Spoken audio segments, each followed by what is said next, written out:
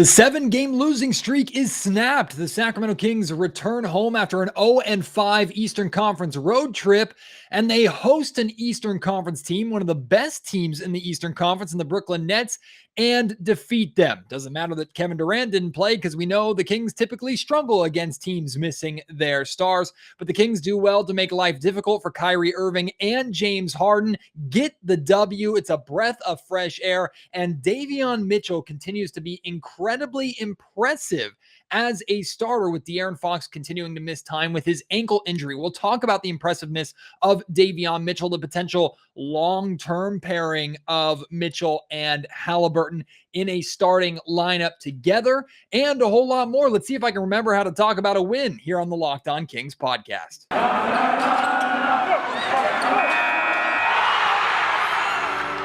You are Locked On Kings, your daily Sacramento Kings podcast, part of the Locked On Podcast Network, your team every day. And now, ladies and gentlemen, it is that time for another episode of Locked On Kings. Hello and welcome into Locked On Kings, your podcast hub for Sacramento Kings coverage all regular season and all off season. If you're looking for in-depth analysis, game-by-game breakdowns, highlights, interviews with local and national experts, full coverage of your Sacramento Kings from January through December, this is the place for you, part of the Locked On Podcast Network. And today's episode is brought to you by Prize Picks. Check out prizepicks.com, use promo code NBA, or go to your app store and download the app today. Prize Picks is daily fantasy made easy. My name is Matt George. I have the privilege of being your host here. I've been a Sacramento sports media member for the last 7 years. This is my 8th season covering Kings basketball, formerly with Sports 1140 KHTK Radio, now with ABC 10 News and Television. And I'm not going to lie to you, I was not expecting to host a positive Locked On Kings podcast tonight. I was not expected to talk about a Kings win over the Brooklyn Nets, even when we knew well ahead of time that Kevin Durant was not going to be playing in this game against the Kings. Look, I know that the Nets came into this meeting against Sacramento on a 5-game losing streak, having played the night before.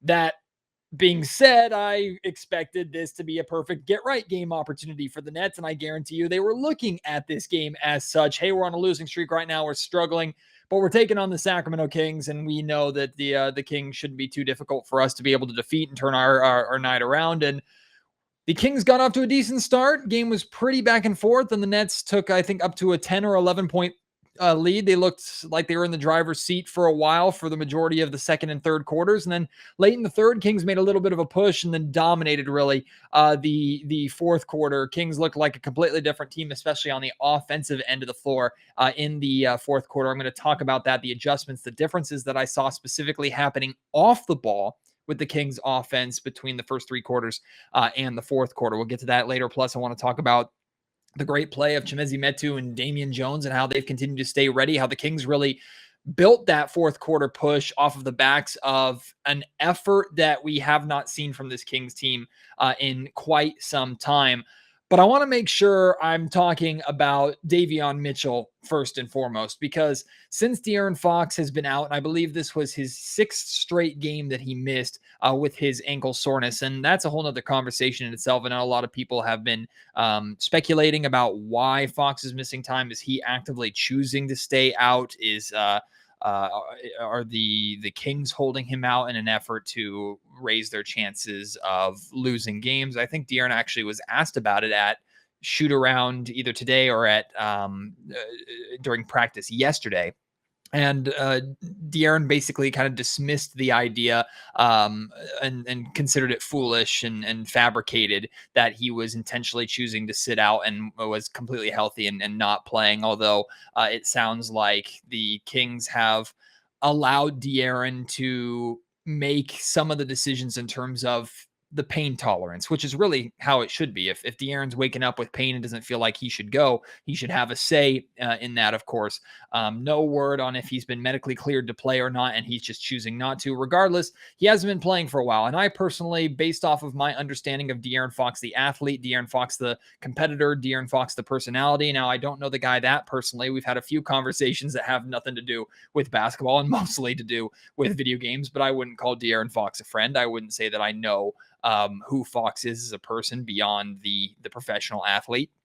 But what I do know of De'Aaron Fox I don't believe that he is actively choosing to not play games, that he is basically quitting and just counting his money and sitting on the bench while his teammates are actually still out there fighting and playing, especially when Tyrese Haliburton is still out there fighting and playing. So I don't really believe that is the case. I think that's kind of a silly narrative at this point in time, but if you want to run with that, feel free to. I'm not going to change your mind. Regardless, Fox hasn't been playing, and Davion Mitchell has stepped up in his stead and has been impressive, even though the Kings have really, really struggled during that 5-game road trip. He was a bright spot in some of those games, but he was really, really good tonight for the Sacramento Kings. A lot to like from Davion Mitchell. The aggressiveness that he's playing with on both ends of the floor is beautiful to see. He's looking for that shot and finding success with that shot, especially in the mid-range. He's showing off the ball handling that he possesses that, quite frankly, I didn't realize that he possessed, using his quick first step, using a couple of behind the back dribbles and some crafty dribbling to create enough separation to either draw a defender and find an open man or get to a spot on the floor that he really likes, which is around that mid-range jumper. He played 35 minutes tonight. Finished with 18 points on 8 of 19 shooting. He did take 8 3-point attempts, only hit 2 of them for 25%. The percentage is not great, but I'm okay with Mitchell letting him fly a little bit and trying to get comfortable with that shot because, of course, another evolution of his game as a NBA point guard, especially an undersized point guard, is to be able to space the floor better than he is able to do. But then, of course, on the defensive end, we know what Davion Mitchell can provide, and he made life pretty difficult to say the least, for Kyrie Irving. Now, Kyrie finished with 14 points, 5 of 15 shooting, didn't spend the entire night being guarded by Davion, but we know what's Kyrie known for. What's his bread and butter? He's known as a crafty dribbler that can break down defenses and get by basically everyone. And he did get by Davion a couple of times, of course. Davion wasn't perfect defensively in this game, but Davion also did a phenomenal job working hard, making that extra effort to stay in front of Kyrie, frustrate Kyrie, and not allow him to get the separation that he's used to. And we also know that Kyrie is not a player that necessarily likes contact. He's usually pretty good because of his craftiness of being able to avoid contact and then finishing around the rim. Davion was bumping him a little bit. Davion was making sure that Kyrie was feeling his presence, and that clearly had an effect on Kyrie. So got to give him praise there, of course. The way I looked at it is trying to look at it from the perspective of a team that obviously is not good right now, a team that has decisions to make when it comes to their future, but a team that also reportedly has committed to De'Aaron Fox and Tyrese Haliburton as still their core two going forward, their starting backcourt going forward. Davion Mitchell, the first thing that I got to say is the guy is continuing to work hard and outwork almost everybody, not just on his team, but on the floor, despite the Kings season being in an absolute gutter. And it's not just this game. He's been playing hard and working hard throughout that entire 5-game losing streak road trip. He's been working on a night in, night out basis and showing a little more of what he can do with more minutes and more responsibility as a starter. And I give him complete credit for that. I think a starting backcourt of Davion Mitchell and Tyrese Haliburton could actually work. You need more scoring from Tyrese overall. And actually, Haliburton had a rough shooting night in this game, finished with 12 points, but I think only had 2 points early on in the fourth quarter or heading into the fourth quarter. Had a rough night shooting 5 of 15, but did finish with a double-double, 11 assists, also had 4 steals. So Tyrese still had a solid game. It just wasn't the game that you would expect offensively from Tyrese, especially when the Kings are missing De'Aaron Fox and actually winning. That being said, if a Mitchell Haliburton backcourt is going to work together, you need more scoring out of Tyrese Haliburton. You need more overall defense out of Tyrese Haliburton, and then you need more 3-point shooting out of Davion Mitchell. So it's not a guaranteed set in stone, something that can work, but we've seen the two are able to play off of each other and look pretty comfortable playing with each other despite their limited minutes together. So I can acknowledge that while also saying that Davion Mitchell cannot replace De'Aaron Fox. Like, there is no way that you can look at Fox's production, Fox is important to this team, and say, yeah, you can take him out and put Davion Mitchell in that spot, and you're going to be just fine.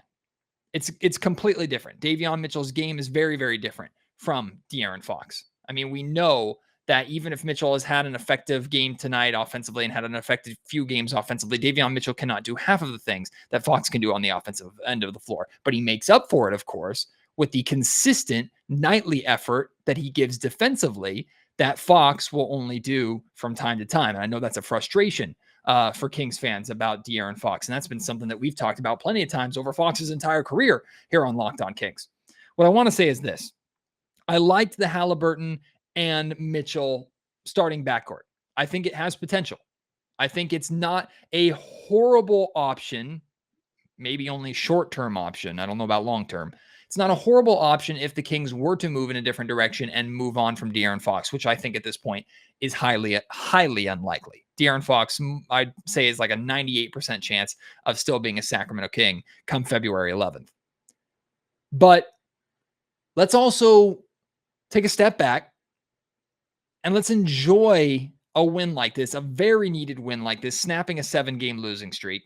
Let's enjoy it without immediately firing off the hot take guns and hot take cannons and saying the Kings are better with Davion Mitchell and Tyrese Haliburton as their starting backcourt. They're better without De'Aaron Fox, as if the Kings didn't just lose 5 straight without De'Aaron Fox, 2 of those 5 games being absolute blowouts with Davion Mitchell playing pretty decently.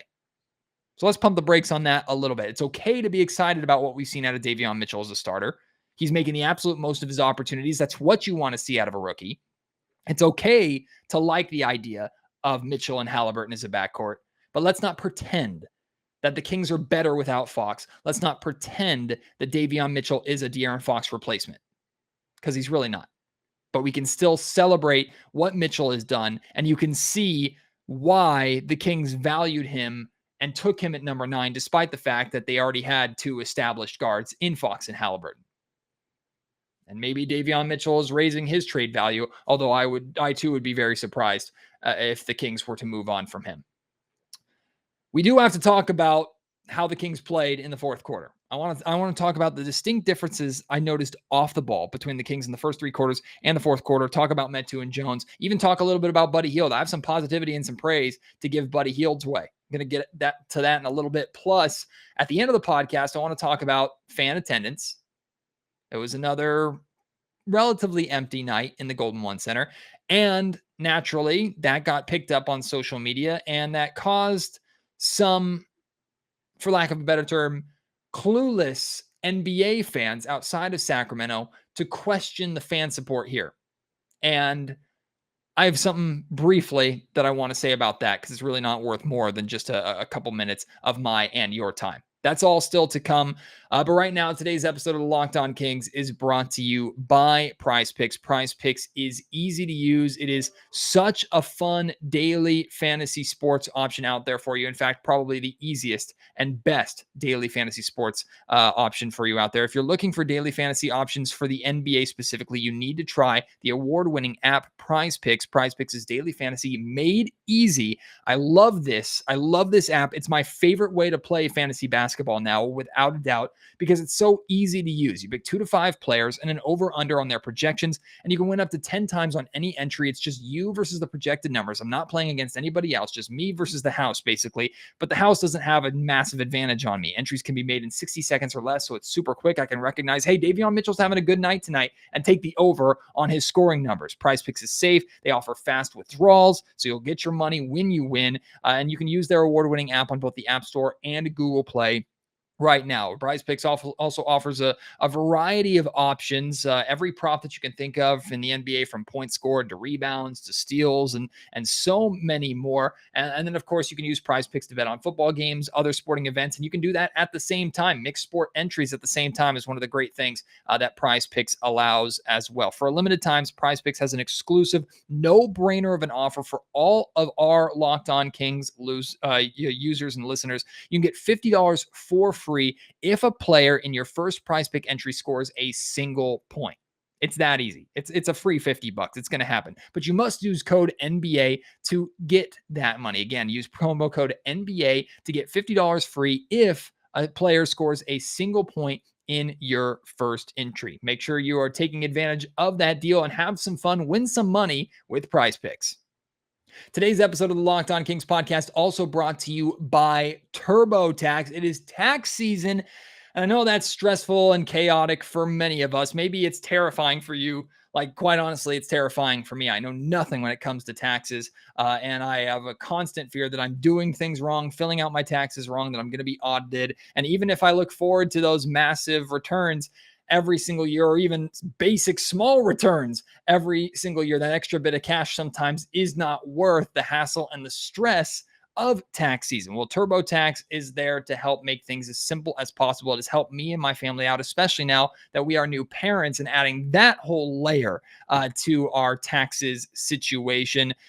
Tax experts at TurboTax, they love your unusual circumstances and your complicated taxes. That's what they're there for. They want to take on that challenge and do it for you. TurboTax Live experts are here to help you however you need. And if you need an extra hand your taxes off to them. They'll do it all for you without you having to worry.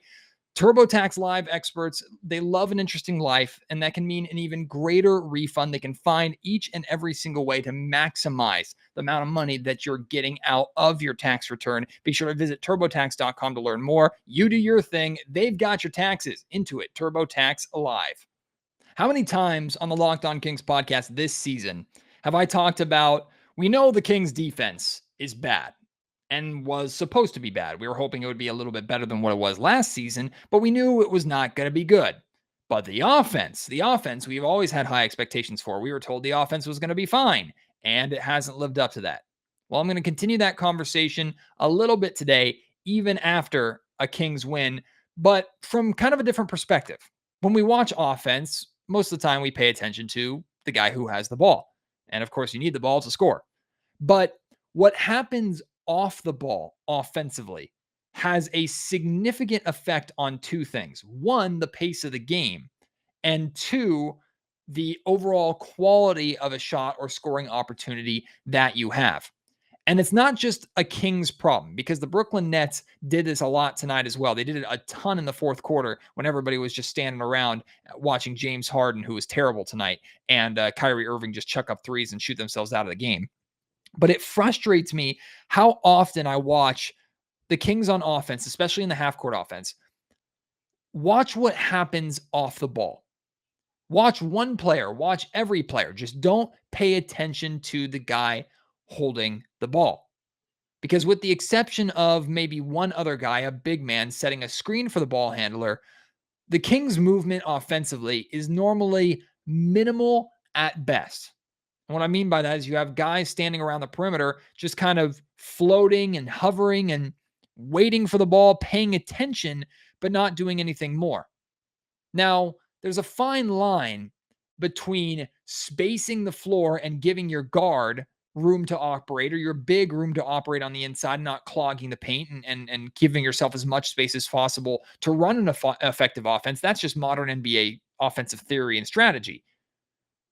But there's a big difference between that and standing on the perimeter, basically with your hands in your pockets, stepping out of the play, removing yourself from the play, and making life as easy on your defender as possible. This is something that the Kings do too many times, to where their defenders barely have to work.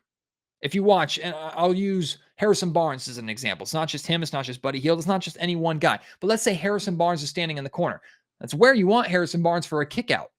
Except Barnes stands in the corner and kind of watches while on the other end of the floor, Tyrese or Davion are trying to dribble their way into maybe a mid-range jumper or get to the rim, or they're running some kind of set on the far end of the floor. All it takes is Harrison, and normally he makes this play, all it takes is Harrison moving up towards the wing or towards the top of the key while things are happening down here baseline in the far corner to change the look, or even Harrison recognizing when a defender is paying attention to the action on the other end of the floor, seeing if he needs the help or not, cutting backdoor, cutting baseline, or going up to the wing, trying to change the look, force the defender into making a decision. This is something that the Kings do not do enough. And it makes it incredibly easy to defend. Incredibly easy. And on top of that, you're not making your defender work.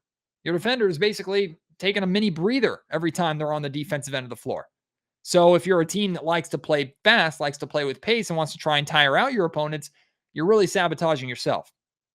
In the fourth quarter, the Kings' movement was far better. You saw cutters off the ball. We saw some off-ball screens from time to time. Even if a player wasn't involved in a play, they were rotating and moving to keep spacing going when something was happening on the other end of the floor. We saw multiple Kings attacking the basket, getting involved in the paint. There was a moment where Tyrese Haliburton attacked the basket, drew 2 defenders, passed to Chimezie Metu, who had a good look. Passed to Mo Harkless, who had a good look. He was crashed on by 2 or 3 defenders, and he just had a quick little dump-off shuffle pass to Chimezie Metu, who ended up having an easy either dunk or layup in the lane.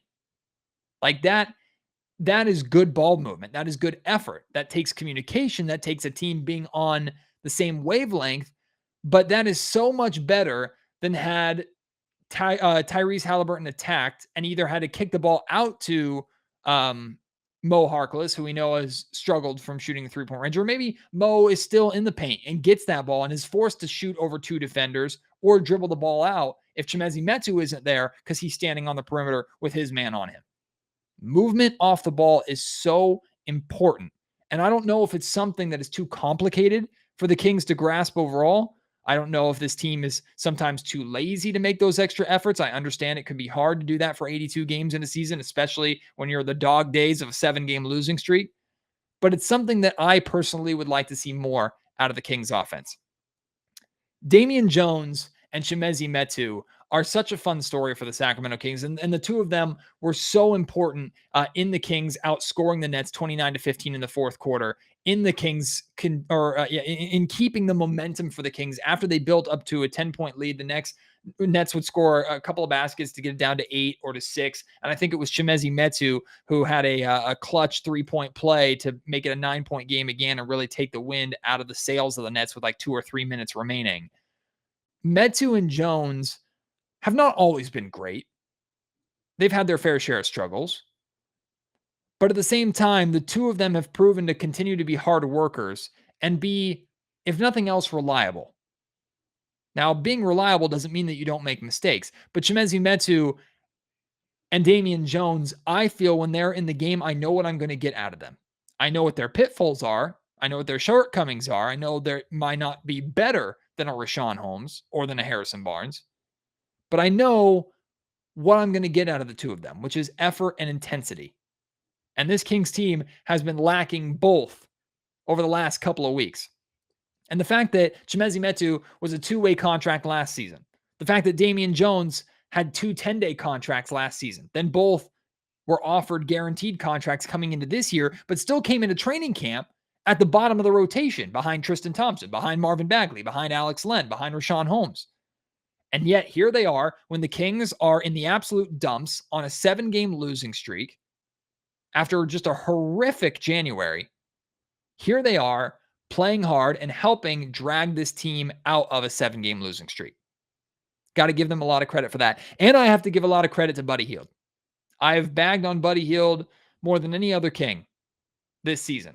And to me, rightfully so. I still think the Kings are going to be a better team when they trade Buddy Hield. If Buddy Hield is the Sacramento King on February 11th, there's probably going to be hell to pay, at least from the fan base. But Buddy tonight was good. 7 of 16 shooting from the field, 3 of 9 from 3-point range. Not great, but I will take single digits in 3-point attempts from Buddy Hield. In the fourth quarter in particular, he had a couple of moments where instead of chucking up a 3, he dribbled either to the lane, got a shot at the rim, or got a mid-range jumper, which went in, and then used that to open up his 3-point game. Wasn't phenomenal. Also had a moment in the fourth quarter where Buddy Hield hit a catch-and-shoot transition 3 off of a feed from Davion Mitchell after the Kings got a stop, which reminded me of 2018 under Dave Yeager, the season that got Buddy Hield paid. Buddy was solid. Buddy contributed in a significant way to this Kings win. Buddy Hield was very important to the Kings putting together the fourth quarter run that they did to win this game. And I'm glad that Buddy was still on the floor, that Alvin Gentry stuck with Buddy, stuck with Davion, stuck with Tyrese, stuck with Metu and Jones. Even if that lineup was tired and had played basically the entire fourth quarter together, and Mo Harkless was in there as well. It was a sprinkling really of those 6 players. I'm glad the Kings stuck with those 6, because those 6 are the reason why the Kings won this game, and they were playing well. They deserved those minutes because they won this game. And Buddy was a part of that. I have to give him credit for that. We'll talk a little bit about fan attendance before we wrap up today's podcast. But before that, I want to tell you more about Built Bars. And at this point, if you've been listening to Locked On Kings for a while, you're probably tired of me telling you about Built Bars. But I hope you'd be so tired of it because you know for yourselves what Built Bars are like, and you don't need to hear it from me anymore. Built Bars are delicious. They're phenomenal protein bars that taste like candy bars covered in 100% chocolate. So many different flavors for you to try. They're delicious, and they taste as advertised. If you're biting into a mint brownie Built Bar, for me, you taste mint chocolate chip ice cream. If you're biting into a coconut almond bar, you get a little bit of that Caribbean flavor and that deliciousness that you would expect. If you're biting into a fruity raspberry or orange bar, you get that fruit flavor. You don't just taste protein supplement like you normally do in other protein bars, protein smoothies, and protein-based healthy foods. Protein or Built Bars are extremely healthy for you. Covered in 100% chocolate, like I said, massive benefit, 17 grams of protein in each bar, 130 calories, 4 grams of sugar, only 4 grams of net carbs. Compare that to a candy bar, which Built Bars replace candy bars. And candy bars are normally at 240 calories, 30 grams of sugar, dozens of net carbs. It's a win across the board. And if you're still working on those New Year's resolutions to lose weight or get in shape, Built Bars can help you with that while replacing that sweet tooth that I know we all possess. Go to Built.com, use promo code LOCKED15. You'll get 15% off your order. Again, that's promo code LOCKED15 for 15% off at Built.com. I was very interested tonight in seeing what the Kings' attendance was going to be. Now, I didn't go to the game. I haven't gone to a game since maybe early December, maybe late November. Honestly, it's been a long time since I've been in the Golden One Center. Half of that was a personal decision to protect my my child, my son, who was born not too long ago, and with all the COVID and Omicron stuff flying around the NBA, just I didn't want to risk it. That's part of my decision. The other part of my decision was that I haven't felt that this Kings team was worth me making the effort to go, especially when I work early in the mornings the following day and would have only a few hours of sleep. It's much better for me to watch the game from home, record a podcast for you, and hit the hay. It's way more worth it than watching this Kings team play. That being said, I saw pictures of what the crowd looked like tonight, and I'll be honest with you, it was better than I expected. And I don't know if that's because it was the Brooklyn Nets in town, and a lot of people were there to go see Kyrie and see James Harden, and I imagine that was the case to some extent, but it was a pretty solid Kings crowd. They were noisy, noticeable over at least the television for me during that Kings fourth quarter run. So I was pleasantly surprised, truthfully, pleasantly surprised to see that kind of crowd supporting a Kings team on a 7-game losing streak after a horrific 5-game road trip. That being said, it still wasn't even close to what we expect and have gotten used to as a normal Kings home court advantage and Kings home crowd inside the Golden One Center. Something that really hasn't been there at all since maybe even opening day of this season. And I believe, I can't remember who exactly it was. There was an ESPN reporter that covers the NBA at the game tonight. And I'm apologize, I'm blanking on his name. And he posted a picture of the crowd and basically said that Kings attendance was bad and like, oh man, look at this. This is terrible. And naturally, when it's a national reporter and his account tweeting things like this out, it's going to be picked up by everybody, not just fans in Sacramento. Now, when I post stuff like that, I normally get that Sacramento Kings fan response, which is, I wanted to go to games, or it's just not worth it for me to go to games, or the prices aren't worth it, or I'm happy to watch from home, or man, I'm disappointed too. I'm at the game and I wish there were more people here like it normally is. Like, that's the responses I expect. I also expect responses like I saw on this tweet of fans from Brooklyn, fans from wherever the hell, other NBA city, or just a market maybe that doesn't have the NBA saying, oh my God, the Kings don't get any support in Sacramento. I saw one tweet and said, how long is the NBA going to pretend like Sacramento works as an NBA city? It's like ridiculous stuff like this. And all I have to say about that, and I thought about tweeting it out, but it really, really wasn't worth the response. And I know I saw a lot of Kings fans reacting to that on social media with anger and frustration. And I get that, because the one thing that should never be questioned about the Sacramento Kings, you can question everything else about this Kings team, everything else. The one thing that should not be questioned about the Kings is the fan support. And anybody who has a basic understanding of NBA basketball, anybody who has a basic understanding of NBA markets and even a smidgen of an idea of what basketball is in Sacramento to Sacramento Kings fans, they would never, ever, ever question why Sacramento is an NBA city. They would understand that fans are choosing not to support a product that once again is terrible and disappointing for the 16th straight freaking season.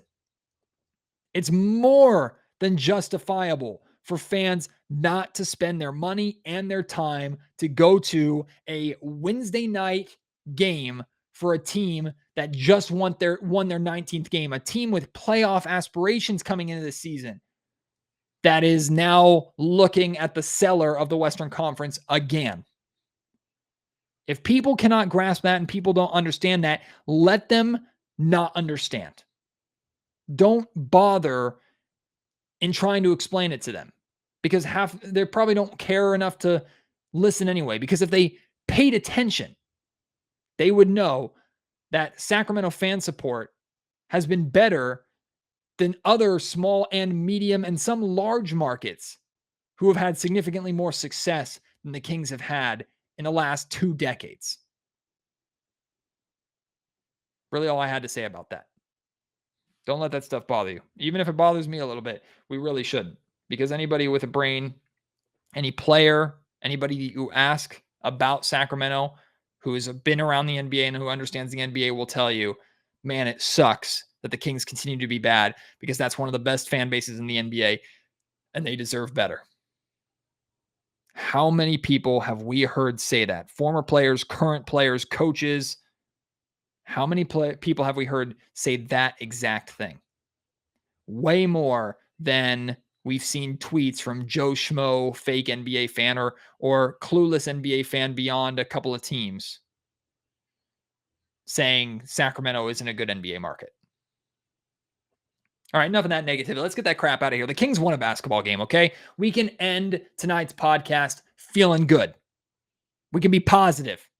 It's nice that the Kings won. I understand there's probably some Kings fans out there listening that are maybe a little disappointed because they're on the Kings tanking train and they would love to see the Kings lose as many games as possible to hopefully secure a top draft pick. I get that. I would just try and, I guess, make you feel better by saying that the Kings are still going to lose plenty of games for the remainder of the season. So don't worry. One win every now and then isn't going to hurt things too much. But all I know is it's nice to at least talk about a winning basketball game, not a winning team. Even if they won tonight, they're not a winning team, but they won a game. And based off of how these last few weeks have gone, it's nice to be able to say that here on Locked On Kings. I appreciate your support as always. Tomorrow, the Kings go right back to work. They're right back on the road. This time they're just hopping on 80 and heading westbound for a couple hours, maybe hour and a half. And they will head to the Chase Center and take on a Golden State Warriors team that I'm fully expecting to wipe the floor with the Kings, especially on the second night of a back-to-back. But that's tomorrow. We can worry about that tomorrow. As for tonight, it's a win, and we can celebrate that. But regardless of what happens, the plan is for me to be back tomorrow night for a post-game pod after that. And then on Friday, I am compiling I have already compiled a bunch of my positive and optimistic Kings takes from the start of this season. Basically, I'm playing all those for you so we can all laugh at my foolishness and silliness. And I know these were takes that many of you agreed with. But that being said, you didn't say it. I did. So we're going to laugh at my expense and maybe cringe a little bit at some of the hope and positivity that I had about this Kings team. It's meant to just make a lighthearted or try to make a lighthearted effort overall at the struggles that we've dealt with over the last month, to say the least. And of course, the NBA trade deadline gets closer and closer with each passing day. Any rumors, anything that actually happens, we will discuss. That includes maybe emergency podcasts and things like that happening. So make sure you're paying attention to the drop schedule of Locked On Kings pods. You always do. I really appreciate that. You've been leaving reviews recently, which is great. Apple Podcasts and iTunes. Leave a little blurb about what you like about the podcast there. Hit 5 stars there. Also hit 5 stars if you listen on Spotify. Really helps us out. I appreciate that. Those watching on YouTube, subscribe, hit that notification bell. Make sure to keep commenting. The discussions in the comments are fantastic for every podcast. The numbers there have been so much better than what I expected in just the first half a year or season of Locked On Kings on YouTube. So I really appreciate that support. You all are incredible. I love you so, so much, and can't wait to have you join me on the next episode. Until then, my name is Matt George. You have been listening to Locked On Kings, part of the Locked On Podcast Network.